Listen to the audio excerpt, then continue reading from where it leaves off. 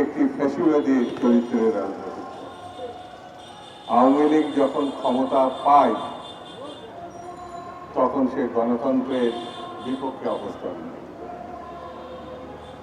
আওয়ামী লীগ মুখে যা বলে কার্যত তা করে না, যা করে তার বিপরীত কথা সে বলে। বাংলাদেশের স্বাধীনতার পর আওয়ামী লীগ প্রথম এই দেশে হত্যা, সন্ত্রাস, অপহরণ, গুম এই রাজনীতিটা তারা চালু করেছে। তারা রক্ষী বাহিনী বানিয়েছে। 40,000 শেখ মুজিবের জামানায় 40,000 বিরোধী দলের নেতা কর্মী নিহত হয়েছে। শেখ মুজিব এই দেশে দুর্ভিক্ষ সৃষ্টির মধ্য দিয়ে লক্ষ লক্ষ মানুষকে হত্যা করেছে। শেখ মুজিব বাকশাল করেছিল, সকল রাজনৈতিক দলকে নিষিদ্ধ করে একদলীয় রাজনীতি শুরু করেছিল। সেই দলের ধারাবাহিকতা শেখ হাসিনা। শেখ হাসিনা 15 বছরে বাংলাদেশে যে লুটপাট করেছে, এত লুটপাট শুধু বাংলাদেশে না, সারা বিশ্বের কোনো দেশে কখনো হয়েছে এমন নজির পাওয়া যাবে না। শেখ হাসিনা গণহত্যা করে বিরোধী মত পথকে নিশ্চিহ্ন করতে চেয়েছে, যেমন তার পিতা এই কাজটি করেছিল। শেখ হাসিনা গুম, অপহরণ, মাত্রা অতিরিক্ত করেছিল। আমাদের ইলিয়াস আলী আজ পর্যন্ত ফিরে আসে। আমাদের কমিশনার চৌধুরী আলম আজ পর্যন্ত ফিরে আসে। শেখ হাসিনা কত ভয়ঙ্কর দেখুন, আয়নাঘর বানিয়েছে। এই যুগে সভ্যতার বিপরীত যে বর্বরতা, সেটা হচ্ছে আয়নাঘর। সেই আয়নাঘরের মধ্য দিয়ে পতিত যশা মানুষজনকে সেখানে ধরে নিয়ে গিয়ে হত্যা করা হয়েছে, আর না হলে বছরের পর বছর আটকে রাখা হয়েছে। সেই জন্যে এই দলটি কখনোই মানবতার পক্ষে ছিল না, কখনোই গণতন্ত্রের পক্ষে ছিল না। তারা জন্মগতভাবে ফ্যাসিবাদী, স্বৈরতান্ত্রিক।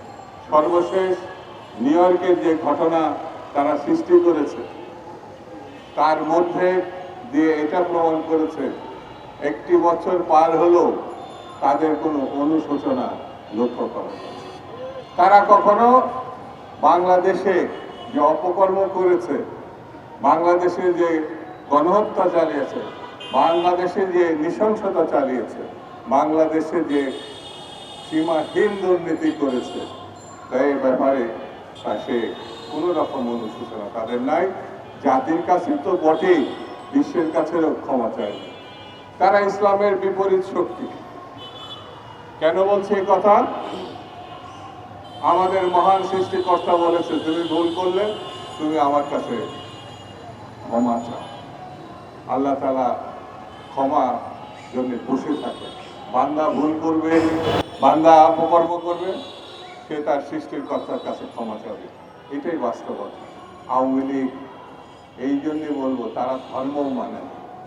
যদি তারা মানত, তারা যে অপকর্ম করেছে, যে দুর্নীতি করেছে, যে নৃশংসতা চালিয়েছে, গণহত্যা চালিয়েছে, সে দেশবাসীর কাছে এবং তার সৃষ্টিকর্তার কাছে ক্ষমা চায়।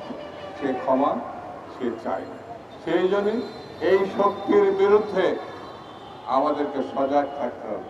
এই শক্তির বিরুদ্ধে আমাদের ঐক্যবদ্ধ থাকতে হবে। পৃথিবীতে যত বড় শক্তি তাদের সমর্থন দিক না কেন, যত বড় শক্তি তাদের কোলে নিয়ে বসে থাকুক না কেন, বাংলাদেশের মানুষ এই শক্তিকে কখনো ক্ষমা করবে না, কখনো উঠে দাঁড়াতে দেবে না। এটাই হচ্ছে বাস্তবতা, এটাই হচ্ছে বর্তমান অবস্থা।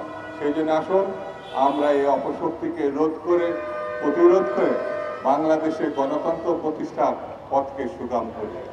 আমরা মনে করি বাংলাদেশকে অবশ্যই গণতন্ত্রের পথে এগিয়ে যেতে হবে, এবং এই সরকারকে আমি আহ্বান জানাবো দায়িত্বশীলতার পরিচয় দেওয়ার জন্য। কোনো অবস্থায় যেন ফেব্রুয়ারি মাস পার হয়ে না যায়, নির্বাচন অতি অবশ্যই ফেব্রুয়ারি মাসের মধ্যে হতে হবে। এই দাবি জানিয়ে সবাইকে ধন্যবাদ জানিয়ে আমি আমার বক্তব্য শেষ করছি।